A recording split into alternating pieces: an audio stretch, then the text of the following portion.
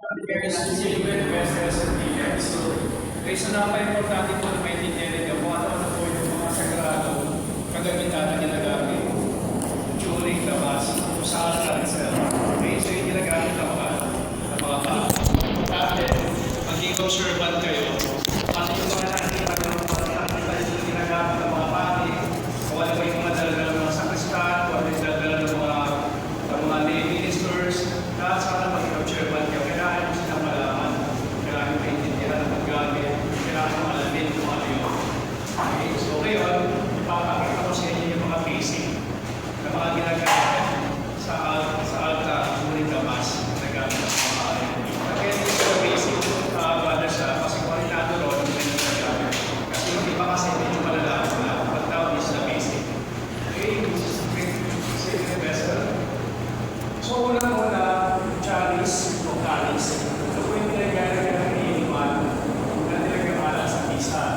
Kaya nakita niyo ba yung si Father na hawak niya yung chalice? May narigala ka ng alak. May nag-declare into blood of Jesus Christ. Yun po yung calis. Yun po ang tawag ko. Okay, so yun po ang tawag na copa o chalice na yun. And next is si Bolio. O si Bolio. Ito naman po yung talaga ipinapamahagi ng tao sa komunyon. Okay, so ito po yung mga simbolo na nilalagay sa tabernacle. Okay, and then iniinuman din siya. Isang kopang ininom pala siya bumis nito. So, yung iba-ibang iba-ibang shape o iba-ibang klase ng simbolo na pwede nyo makita sa bawat simbahan. May wooden, okay, so may gold, silver, iba-iba. So, as long as ang tawag ng pinaglalagyan ng hostia, simbolic po yun. So, depende kung nasan kayo church na punta. Kasi magkakaiba eh. Sa natin ako sa inyo, iba yung simbolic yung pinagagamitan nila. Okay? So, importante ito. Tayo may control dito sa simbolic na ito. Tayo accountable and responsible for the simbolic. Chalice, ang pari, at saka yung altar server. Okay? Next pattern o patega. Ito yung bukis na dito talaga ng ating hostia. Okay? Karaniwan niya nakalagay si Bawal na Amis. Okay? So, kung napapasin ninyo, during the Mass, kaya sana kung yung-observan kayo next time na proseso na kayo pagdating on the spot, mapapasin nyo, hindi natin sa altar server sa dinadala doon. Tapos nila, si Chalice, tapos may nakapatong na yung pattern. Okay, so kami pattern ba doon. So yun, naglalagay yung malaking hostia. Okay, bakit po siya malaking hostia? Pag sa mga simbahan, sa mga churches, malaking hostia ang ginagamit. Kasi para pag tinaas siya, may so revelation, pagtaas the body of Christ, malaki. Kita-kita siya sa buong simbahan. Pero normally sa mga chapel, maliit lang yung ginagamit. May pinapapag sa pattern. Okay? So, napansin niyo, malaki yung ginagamit sa simbahan. Sa mga chapel, kasi very limited na lang yung space. Tuwets, o bilahera, yung pinalaga ng mga alak at tubig para sa misa. Kinakailangan din maglalaro. Kinakailangan ng tubig at alak. Siyempre, madali naman ma-distinguish tubig at saka yung alak. So, yung tubig, hindi siya basic lang na tubig na nagagaling basta-basta. So, special na tubig yan. Okay, tapos, yung alak, tapos sa alak na yun. Mompo. O yun. Tapos sa alak na yun. So, nakalagay din siya, nakasiyatak din siya. So, accountable na, responsible na yung altar server. Okay? So, sila din. So, secondary lang tayo doon. Pwede kung wala talaga ang altar server, tayo na yung pwede gumawa kung ano yung side duties ng altar server. Kasi importante, malaman ninyo, nakikita nila doon na nakaseta sa breakfast table. Okay? Trabaho sa vision facing, ginagamit ng pagbugas ng mga pari. Nakikita niyo naman yung mga altar server. Pagkatapos ng homily, bago mag-start yung pinakalo, di ba nakita niya dala-dala nila yung picture nila, basin na may finger towel. Kaya hindi mo yung ginagamit na pare. Sino lang pwede gumamit no? Okay? Please, ito na natin ito kanina. Example na to. Kanina sa sundan na pala sa Pedro na ginagamit sa pagkalang opinion. So may reference yan pagdating sa fix na yan. So hindi yan basta-basta. Okay? Pagka natin dyan na katawan ng Kristo, para dyan ang treatment dyan, siguro yun na. Okay? So importante pag nasa inyo na yan, yung fix na yan. So may reference yan, may pag-iingat dyan. Okay? So hindi kayo pwedeng nag-explain naman ito na mamaya. Okay? Pen monstrance. Sa sila ng banal sa sakramento, para sa pagkakataon ng balas-bas, kumagita ng banal sa sakramento. Dito ang lalagay. Ito normally yung monstrance, ginagamit siya outside sa paggamit posisyon. Okay, so ito yung ginagamit para ipakita si Kristo. Okay? Then ginagamit din, nilalagay din siya sa Adoration Chapel, sa baba. Nandun din siya. Okay, para doon sa mga tao na darasal ng taimtim at gusto makipag-communicate sa Panginoon. Doon nandun siya. Okay, kung nasa simbahan nandun sa tabernacle, si Kristo, Jesus Christ kumanando naman sa monstrance. Doon sa Adoration Chapel siya nalagay. Okay. Yun ulit, lunaris, dahil nagkikita ng banal sa sakramento, pakikito kayo habang nasa sakramento, yun siya, internet muna. Nasa loob na yan. Hindi siya nakalagay. Yung pinagkakapakita niya, yung muna. Okay. So parang hugis siya na parang buwan. Nakulit yung dalawang yan. Aspersorio, aspergillium, o holy water container, nalagyan ng balang tubig, ng holy water, at hindi nagbabas-bas, sprinkle.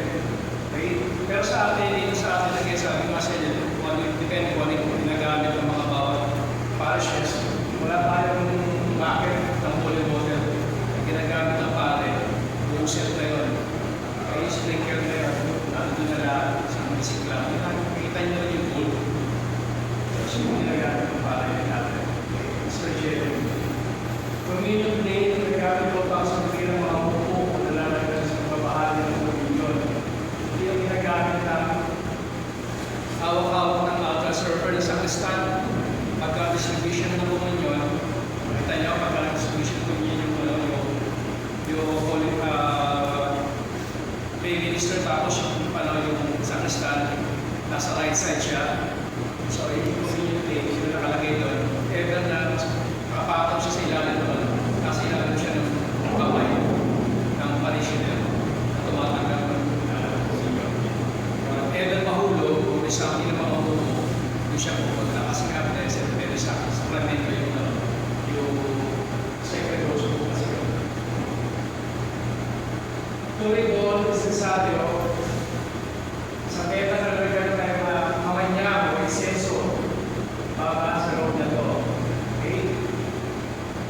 Tuloy ka naman tawag sa tao na tawag na isenso, sensatio. So yung mga server.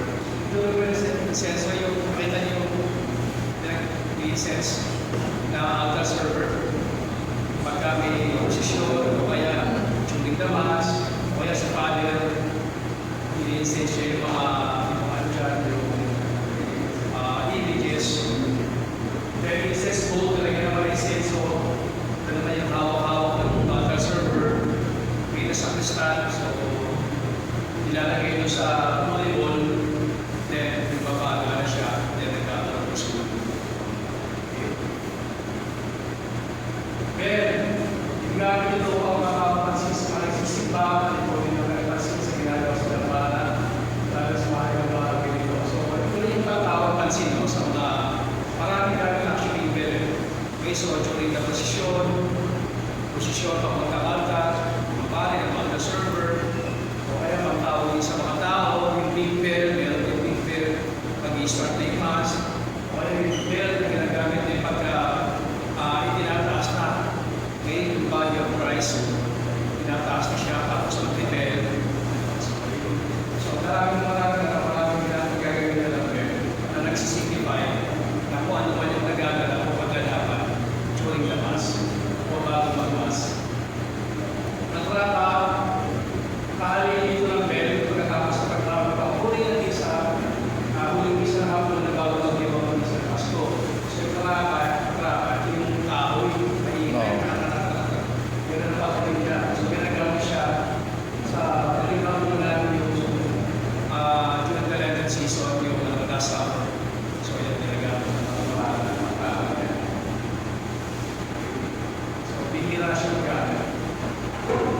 Cereales o salsa.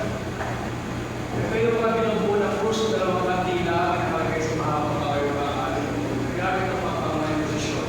So basically sa posisyon ginagamit na hawak-hawak ng mga sakristan. Okay. Ito naman yung processional candles.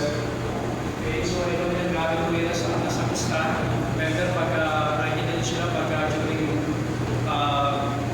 Sunday Mass, nakita nyo yung mga altar server, may dalawang kandila. Okay, high Mass. Okay, o dala-dala nyo na yun. So nagsisipay na ilaw.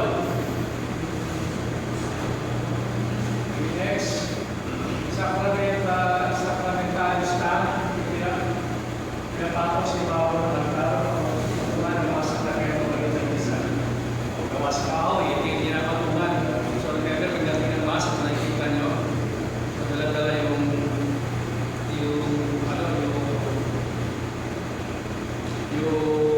tawag ng libro, tapos kapatong dito sa sacramental stand. Okay, so yung ginagamit din yung bakit pagka nag-i-start na siya ng Mass. Okay. Altar candles, kandila sa altar. Mga kandila na kalagay sa paligid ng bana at pinagsagisig ng ating pananampalataya sa pananampalataya ni Cristo. Iba't ibang antas ng pagdilima. Basta nakita niyo yung altar candles sa altar sa kabila, dapat pasyon, mas nag-start na ang Mass. Okay, dapat laging may kandila sa bawat Mass. Ito sa may mismong altar sa gilid. Hindi na nagsisipipay na parang ni Cristo sa bayanan. Sacred books, may aklat, magdati. Aklat na nagdaraman ng panalangin sa misa, may kakataon ng pagdaliwa. Kamakakalawat ng pagdaliwa, may ginagamit ng pangit na nakalagay sila para. So, ito yung isang gamit ng makalit sa panalangin books. Ito naman, missionary ako na nagdaraman ng lahat ng pagbasa na ginayari sa misa sa unang pagbasa. So, kung gumagamit naman ito, yung mga lektor, gumagamit naman ng santo. Pero hindi siya dinadala sa posisyon. Ang dinadala sa posisyon, ito ang gospel. So, ako na nagdaraman ng mabuting balita at ginayari ng pare o diablo. May araw na dito. Kapag-istaan ng kiriwa. May dinadala sa posisyon sa pasimula ng misa. Ito rin dinadala na ito. Siya dinadala na pinapato sa patuman sa lagay na misa rin o yung tinatawag sa buhay. So, malitaan lang na naglalaba ng mga panalangin ng pagbasa amin para sa mga misa sa nakakang panahon. So, yung isang buhay naglalaban yun sa mga actually buong Mass na doon. At saka parang lahat ng pagbasa natin ginagamit din niya sa mga suming kasi hindi kumukuha tayo kaya ng pagbabalite. So malalaman niyo yung pagbabalite of the discuss. Para makita niyo isang buhay. Ito po yung mga sacred details. Kita po niyo yun, altar cloth, hindi kailangan nila ginagamit na kapagay sa para sa natin. May corporal, is pagsuka. Ang piraso ng pera nila close na ng bahagi. Sa kahapit pahalang ng pababa, mula sa kalagin, kung sa video kawan. Ito po corporal na po, gamit dito. Dito po pinabakang yung mga simbolo at saka gamit lahat ng mga bakit dito sa importante po yung paggamit ng corporal.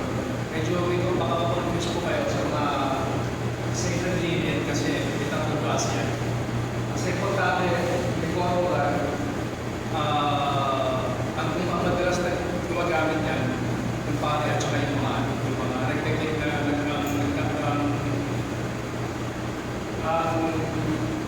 ang altar server, sila mismo, nagsiset up yan, ang mga corporal na yan. Basta meron siyang push sa gitna.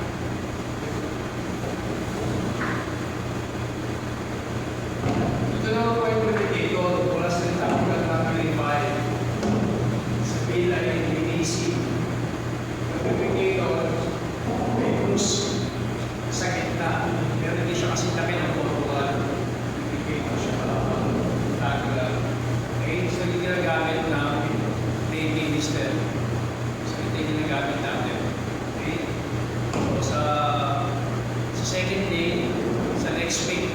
lalaman pa natin talaga ang nakita niya pero hindi pa sabi ko makapakot si Chavez. At sa Paris, pag hindi talaga nandun express ba? So, focus na naman ito is, siyempre, is po yung sacred host, hindi malagyan ng anything na foreign materials or objects na sa akin na lumilipat.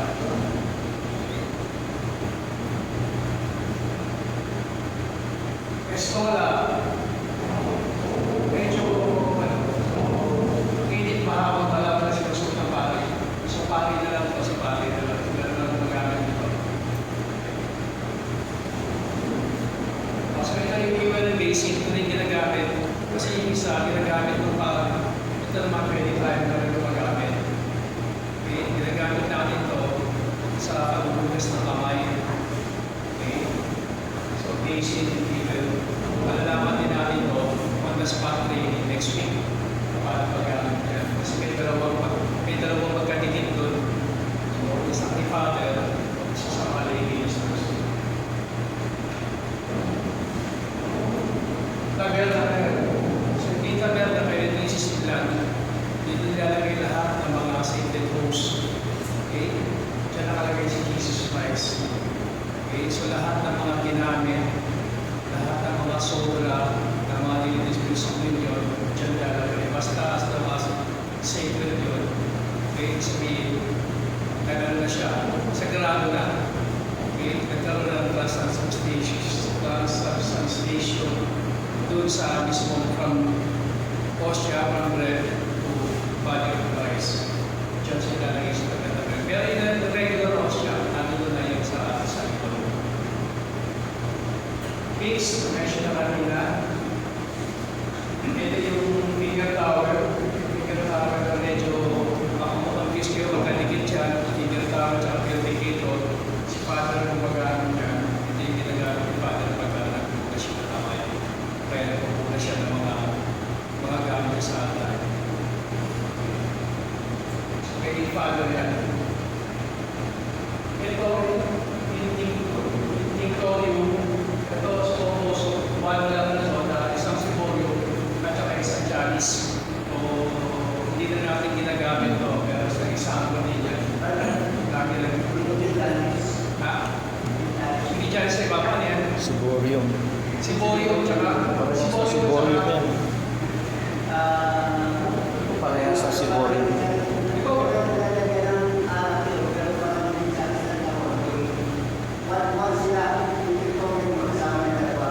Kaya na, in one sila, di ba? Wala tayo ito. Siborium at the same time, Sausawan. Sinasawsaw yung Oscar. Oscar.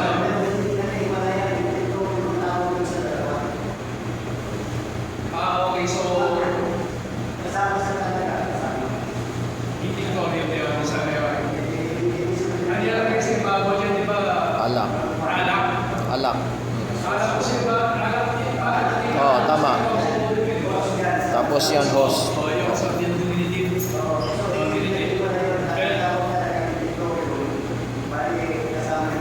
Oo, sunset pa yan. Oo, sunset na siya. Nagsama. So, ito yung clearance table. So, medyo maliit, pero yung clearance table na nakikita niyo rin yun sa atin, medyo rectangular. So, nakikita niyo rin yung proper setup, yung standard setup na clearance table natin. So, kung makasend man tayo, hindi natin siya pwede bahin kung ano yung standard setup. Kasi yun, sinesetup niya yung PG, sinesetup niya ng mga server, clearance table. Doon siya makikita malapit sa kabila sa design. Ito yung table ng mga lay ministers at mga server. Monstrance, nakakita naman nila. Pascal Kender. Yung Pascal Kender, ito yung isang malaking kandila na normally sinisindihan to during vigil. Tawag sa vigil Easter Vigil, Easter Vigil yun. Sinisindihan yan during the Easter Vigil. Kasi signify yan ang isang light. Jesus is the light of the world.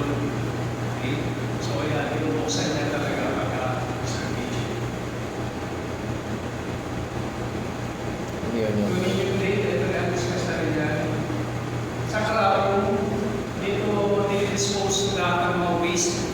May mga instances kasi na nauhulog o yung mga ostya, nauhulog pero wala tayo dito. Okay? So lahat ng mga waste, mga oil, mga holy water or something, dyan pinatapon, dyan nilalagay. Pero yan, hindi siya direct sa mga normal pipe na mga ano natin. Direct sa soil, sa lupa. So walang pwede pagdaanan yan. Wala rin siya kung B-type na ano, sa direct siya. Okay? So walang paggagamit ang iba yan. Wala pwede kumalo dyan. Dapat rin yung pinagagawa ng mga mali na dapat pinagagawa ng mga tayo. Oo, dyan. Dito. Pero wala tayo dito. So wala tayo dito. So ginagawa lang natin dito is sa second sa Sunday lang, sa next Saturday lang natin discussion. Sa actually life, wala. Hindi nagamit naman. I think lang, basta once na meron si Jesus Christ na sa tabernacle, okay, dapat nandun na lang sa Sunday life. Okay, nandun na yung passion magdamag. Magdamag siya na open. Okay, Sunday life. So, pati sa Adoration Chapel, meron dito sa Adoration Chapel.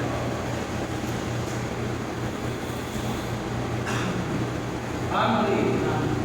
Dito lagi ng mga oil. Diba? Anointing. Anointing oil. Christmas. Ginagamit sa Christmas. Nasisiyo din, di ba? Christmas. Oo, guys, diocese. Pati yung mga oil sa pagbibinyan, yan naman ginagamit. Yung mga hindi nilagay niya. Pero wala rin tayo yan. Wala tayo. Okay, that's it. Okay, interest. Kung ano pa yung mga hindi na-discuss dito, makikita natin next Saturday sa simulation training. Mas importante yun kasi ito very basic. Okay, so doon makikita nyo on the spot live at mahahawakan ninyo at malalaman nyo kung paano gamitin. Okay? Question, brothers? Okay, that's it. Thank you so much. Then, proceed tayo sa